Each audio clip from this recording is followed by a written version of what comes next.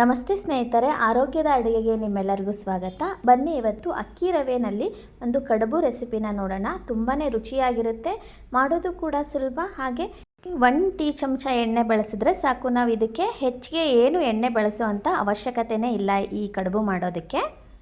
ಆರೋಗ್ಯಕ್ಕಂತೂ ತುಂಬಾ ಒಳ್ಳೆಯದು, ಮಕ್ಕಳಿಗೂ ತುಂಬ ಒಳ್ಳೆಯದು, ಇಷ್ಟಪಟ್ಟು ತಿಂತಾರೆ, ತುಂಬ ರುಚಿಯಾಗಿ ಕೂಡ ಇರುತ್ತೆ. ಬನ್ನಿ ಅದನ್ನು ಹೇಗೆ ಮಾಡೋದು ಅಂತ ನೋಡೋಣ. ಮೊದಲಿಗೆ ಇದನ್ನು ಮಾಡೋದಕ್ಕೆ ನೋಡಿ, ಇಲ್ಲಿ ಹಬೆ ಪಾತ್ರೆನ ರೆಡಿ ಮಾಡಿಟ್ಕೋಬೇಕು. ಹಬೆ ಪಾತ್ರೆಯಲ್ಲಿ ಕೆಳಗಡೆ ನೀರು ಹಾಕಿ ಆನಂತರ ಈ ಥರ ಪ್ಲೇಟ್ ಇಟ್ಬಿಟ್ಟು ಅದನ್ನು ಬಿಸಿಗೆ ಇಟ್ಕೊಂಡ್ಬಿಡೋಣ. ಅದು ಬಿಸಿ ಆಗೋ ತನಕ ನಾವಿಲ್ಲಿ ಕಡುಬಿಗೆ ರೆಡಿ ಮಾಡ್ಕೊಳ್ಳೋಣ. ನಾನಿಲ್ಲಿ 2 ಲೋಟದಷ್ಟು ಅಂದರೆ 2 ಪಾವಷ್ಟು ಅಕ್ಕಿ ರವೆನ ತೊಗೊಂಡಿದ್ದೀನಿ. ಅಕ್ಕಿ ರವೆನೇ ತೊಗೋಬೇಕು, ಬೇರೆ ರವೆನಲ್ಲಿ ಇದು ಬರೋದಿಲ್ಲ. ಆನಂತರ ಇದನ್ನು ಸ್ವಲ್ಪ ಹುರ್ಕೋಬೇಕು. ಜಾಸ್ತಿ ಉಪ್ಪಿಟ್ಟಿಗೆ ಹುರಿಯೋ ಥರ ಏನು ಹುರಿಯೋದು ಬೇಡ, ಸ್ವಲ್ಪ ಬಿಸಿ ಆದರೆ ಸಾಕು. ನಮಗೆ ಅಲ್ಲಿ ತನಕ ಹುರ್ಕೊಂಡ್ರೆ ಸಾಕು, ಒಂದು 2 ನಿಮಿಷ ಹುರ್ಕೊಂಡ್ರೆ ಸಾಕು ಅನಿಸುತ್ತೆ. ನೋಡಿ ಈ ಥರ ಆಗಬೇಕು ರವೆ. ಆನಂತರ ರವೆನ ಎತ್ತಿಟ್ಬಿಟ್ಟು ಇದೇ 4.5 ಲೋಟದಷ್ಟು ನೀರನ್ನು ಹಾಕೋತಾ ಇದ್ದೀನಿ. ಯಾವುದರಲ್ಲಿ ರವೆ ತೊಗೊಂಡಿದ್ದೆ ಅಲ್ಲ ಅದರಲ್ಲೇ ಹಾಕೋತಾ ಇದ್ದೀನಿ. ಡಬಲ್ ಹಾಕಿಬಿಟ್ಟು ಅದ್ರ ಮೇಲೆ ಸ್ವಲ್ಪ ನೀರನ್ನು ಹಾಕಬೇಕು, ಅವಾಗ ನಮಗೆ ಕಡುಬು ಮಾಡೋದಕ್ಕೆ ಈಸಿಯಾಗಿ ಬರುತ್ತೆ. ಆನಂತರ ಈ ನೀರಿಗೆ ನಾನಿಲ್ಲಿ 2 ರಿಂದ 3 ಹಿಡಿಯಷ್ಟು ಸಬ್ಸಿಗೆ ಸೊಪ್ಪನ್ನು ಹಾಕ್ತಾಯಿದ್ದೀನಿ. ಸಬ್ಸಿಗೆ ಸೊಪ್ಪು ಹೆಚ್ಚು ಹಾಕಿದಷ್ಟು ಚೆನ್ನಾಗಾಗುತ್ತೆ ಟೇಸ್ಟು. ಆನಂತರ ಸ್ವಲ್ಪ ಕೊತ್ತಂಬರಿ ಸೊಪ್ಪು, ಕರಿಬೇವು ಸೊಪ್ಪನ್ನು ಹಾಕೋತಾ ಇದ್ದೀನಿ. 1 ಹಿಡಿಯಷ್ಟು ಕಡಲೆಬೇಳೆನ ನೆನೆಸಿಟ್ಟಿದ್ದೀನಿ ರಾತ್ರಿಯೇ. ಇವಾಗ ಅದನ್ನು ನೆನೆಸಿಟ್ಟಿದ್ದನ್ನು ನೀರು ಬಸ್ದು ಹಾಕೋತಾ ಇದ್ದೀನಿ. ಆನಂತರ 2 ಟೀ ಚಮಚದಷ್ಟು ಜೀರಿಗೆನ ಹಾಕೋತಾ ಇದ್ದೀನಿ. ಆನಂತರ ಇದನ್ನು ಚೆನ್ನಾಗಿ ಮಿಕ್ಸ್ ಮಾಡ್ಕೊಳ್ಳಿ. ಇದು ಇವಾಗ ಚೆನ್ನಾಗಿ ಕುದಿಬೇಕು. ಇದಕ್ಕೆ ರುಚಿಗೆ ತಕ್ಕಷ್ಟು ಉಪ್ಪು ಮತ್ತು 1 ಟೀ ಚಮಚದಷ್ಟು ಮಾತ್ರ ಎಣ್ಣೆನ ಹಾಕೋಬೇಕು. 1 ಟೀ ಚಮಚ ಎಣ್ಣೆ ಹಾಕೋದ್ರಿಂದ ಇದು ಅಂಟೋದಿಲ್ಲ ನಮಗೆ ಕಡುಬು ಮಾಡುವಾಗ. ಇವಾಗ ಕುದಿಯುವಾಗ ಈ ರವೆನ ಹಾಕೋತಾ ಇದ್ದೀನಿ ನೋಡಿ. ಹಾಕಿ ಚೆನ್ನಾಗಿ ಮಿಕ್ಸ್ ಮಾಡ್ಕೊಬೇಡಿ. ಇದು ಉಪ್ಪಿಟ್ಟು ಥರ ಜಾಸ್ತಿ ಚೆನ್ನಾಗಿ ಬೇಯಬೇಕು ಅನ್ನೋ ಹಾಗೇನಿಲ್ಲ, 2-3 ನಿಮಿಷ ಬೆಂದರೆ ಸಾಕು. ಇದು ನಾವು ಚೆನ್ನಾಗಿ ಮಿಕ್ಸ್ ಮಾಡಿಕೊಂಡು ಇದ್ರ ಮೇಲೆ ಒಂದು ಪ್ಲೇಟನ್ನು ಮುಚ್ಚಿ ಇಡ್ತಾ ಇದ್ದೀನಿ. ನಾನು ಸರಿಯಾಗಿ 2 ನಿಮಿಷ ಬೇಯಿಸ್ತಾ ಇದ್ದೀನಿ ಅಷ್ಟೇ, ಸಣ್ಣ ಉರಿನಲ್ಲಿ. ಆನಂತರ ತೆಗೆದು ನೋಡ್ತಾ ಇದ್ದೀನಿ ನೋಡಿ, ಈ ಥರ ಆಗಿರುತ್ತೆ ನೋಡಿ, ಉಪ್ಪಿಟ್ಟು ಥರ ಆಗಿರುತ್ತೆ. ಇಷ್ಟು ಬೆಂದಿದ್ದರೆ ಸಾಕು, ಜಾಸ್ತಿ ಬೇಯಿಸೋ ಅವಶ್ಯಕತೆ ಇಲ್ಲ ಇದನ್ನು. ಯಾಕೆಂದರೆ ಇದು ಇನ್ನೂ ಹಬೆನಲ್ಲಿ ಬೇಯೋದಿದೆ, ಹಾಗಾಗಿ ಜಾಸ್ತಿ ಏನು ಬೇಯಿಸ್ಕೋಬಾರ್ದು. ಈ ಥರ 2 ನಿಮಿಷ ಬೇಯಿಸಿದ್ರೆ ಸಾಕು. ಈಗ ತುಂಬ ಬಿಸಿ ಇದೆ ಇದು. ಈಗ ಇದನ್ನು ಮತ್ತೆ ಸ್ವಲ್ಪ ಮುಚ್ಚಿಡ್ಕೊಳ್ಳೋಣ. ಅಲ್ಲಿ ತನಕ ನಾವು ಚಟ್ನಿಗಿನ ಮಾಡ್ಕೊಂಬಿಡೋಣ. ಚಟ್ನಿ ಮಾಡಿಕೊಂಡು ಆನಂತರ ಕಡುಬು ಮಾಡೋಕ್ಕೆ ಶುರು ಮಾಡೋಣ. ಚಟ್ನಿಗೆ ನೋಡಿ, ನಾನಿಲ್ಲಿ ಮಧ್ಯಮ ಗಾತ್ರದ ತೆಂಗಿನಕಾಯಿನಲ್ಲಿ ಅರ್ಧ ತೆಂಗಿನಕಾಯಿನ ತೊಗೊಂಡಿದ್ದೀನಿ. ಆನಂತರ ಸ್ವಲ್ಪ ಕೊತ್ತಂಬರಿ ಸೊಪ್ಪು, ಕರಿಬೇವು ಸೊಪ್ಪು, ಕರಿಬೇವು ಹಾಕ್ಕೊಳ್ಳಿ, ತುಂಬಾ ಟೇಸ್ಟಿಯಾಗಿರುತ್ತೆ. ಆನಂತರ 7 ರಿಂದ 8 ಹಸಿಮೆಣಸಿನ್ಕಾಯಿನ ಚೆನ್ನಾಗಿ ಹುರಿದ್ಬಿಟ್ಟು ಹಾಕೋಬೇಕು, ಹಸಿಯಾಗಿ ಹಾಕೋಬೇಕು. ಹುಣಸೆಹಣ್ಣನ್ನು ಹಾಕೋತಾ ಇದ್ದೀನಿ. ಆನಂತರ ಇದಕ್ಕೆ ಇಲ್ಲಿ 100 ಗ್ರಾಮ್ನಷ್ಟು ಕಡಲೆನ ಹಾಕೋತಾ ಇದ್ದೀನಿ, ಅಂದರೆ ಪುಟಾಣಿ. ಜೊತೆಗೆ ಇದಕ್ಕೆ ಒಂದು ಅರ್ಧ ಇಂಚಿನಷ್ಟು ಶುಂಠಿನ ಹಾಕೋಬೇಕು. ರುಚಿಗೆ ತಕ್ಕಷ್ಟು ಉಪ್ಪನ್ನು ಹಾಕೋಬೇಕು. ಸ್ವಲ್ಪ ಸಕ್ಕರೆ ಹಾಕೋಬೇಕು, ಒಂದು 2 ಚಿಟಿಕೆಯಷ್ಟು, ಒಳ್ಳೆ ಟೇಸ್ಟ್ ಕೊಡುತ್ತೆ. ಇದನ್ನು ಸ್ವಲ್ಪ ದಪ್ಪನಾಗಿ ರುಬ್ಕೋಬೇಕು, ಪೂರ್ತಿ ಪೇಸ್ಟ್ ಥರ ಮಾಡಬಾರ್ದು. ಚಟ್ನಿನ ರುಬ್ಕೊಂಡು ಆನಂತರ ಇದಕ್ಕೊಂದು ಸ್ವಲ್ಪ ಒಗ್ಗರಣೆ ಹಾಕೋಣ. ಒಗ್ಗರಣೆಗೆ ಸಾಸಿವೆ, ಕರಿಬೇವು, 1-2 ಒಣಮೆಣಸಿನ್ಕಾಯಿನ ಹಾಕೋತಾ ಇದ್ದೀನಿ. ಸ್ವಲ್ಪ ಇಂಗನ್ನು ಹಾಕ್ಕೊಳ್ಳೋಣ.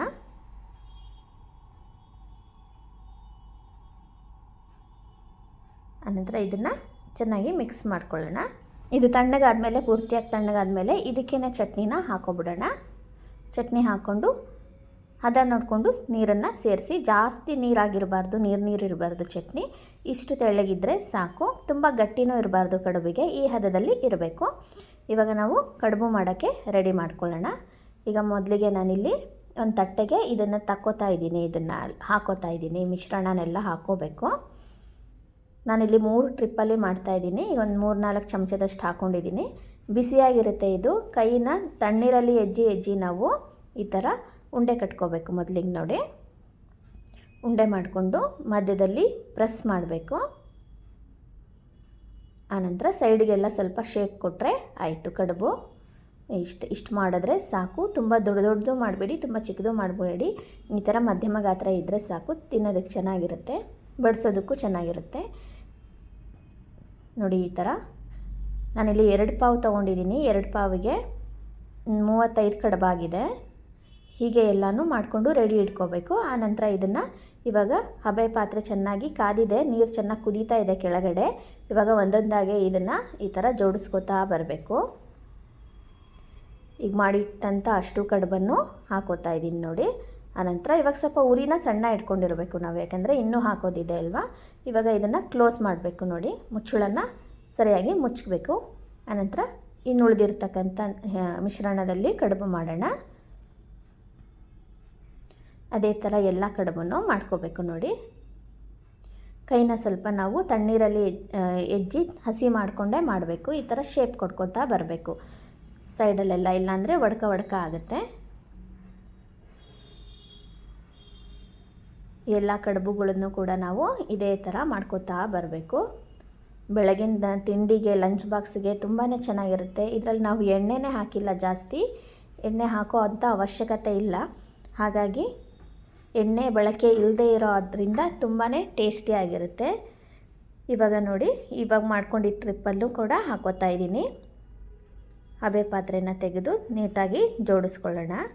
ಆನಂತರ ಮತ್ತೆ ಹಬೆ ಪಾತ್ರೆನ ಮುಚ್ಚಿಡೋಣ. ಇವಾಗ ಕೊನೆಯದಾಗಿ ಇನ್ನೊಂದು ಪ್ಲೇಟ್ ಅಷ್ಟಿದೆ, ಅದನ್ನು ಹಾಕೋಬಿಡೋಣ ಪೂರ್ತಿಯಾಗಿ. ಟೋಟಲಿ ಇಲ್ಲಿ ಒಂದು 35 ಕಡುಬಿನಷ್ಟು ಆಗಿದೆ. ಪೂರ್ತಿ ಪಾತ್ರೆಯಿಂದ ಒಂದೇ ಸರಿ ಪಾತ್ರೆಗೆ ಸುರ್ಕೊಂಬಿಟ್ರೆ ಫಸ್ಟ್ಗೆ ತಣ್ಣಗಾಗ್ಬಿಡುತ್ತೆ. ತಣ್ಣಗಾದರೆ ಇದು ಕಡುಬು ಈ ಥರ ಶೇಪ್ ಕೊಡೋದಕ್ಕೆ ಬರೋದಿಲ್ಲ. ಈ ಕೊನೆ ಟ್ರಿಪ್ಪಲ್ಲೂ ಕೂಡ ಒಂದು 15 ಕಡುಬು ರೆಡಿಯಾಗಿದೆ ನೋಡಿ. ಎಲ್ಲವನ್ನು ಇದೇ ಥರ ಮಾಡಿಕೊಂಡು ಇವಾಗ ಕಡುಬು ಪಾತ್ರೆಗೆ ಹಾಕ್ಕೊಳ್ಳೋಣ. ಪೂರ್ತಿ ಇವಾಗ ಎಲ್ಲ ಕಡೆ ಜೋಡಿಸ್ಕೊಬಿಡೋಣ ಕಡುಬನ್ನು. ಇದು ಕೊನೆ ಟ್ರಿಪ್ಪು.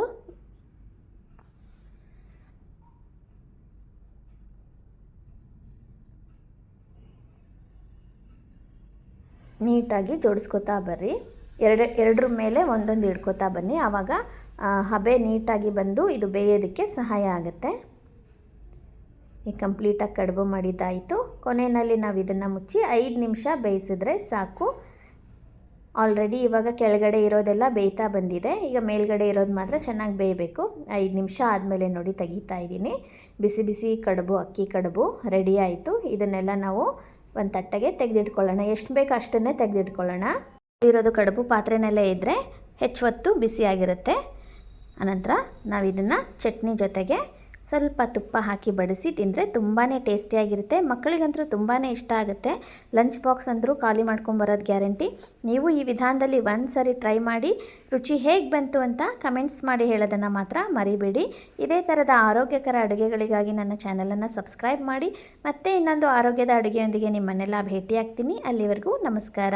ಈ ವಿಡಿಯೋ ನೋಡಿದ್ದಕ್ಕಾಗಿ ನಿಮ್ಮೆಲ್ಲರಿಗೂ ಧನ್ಯವಾದಗಳು.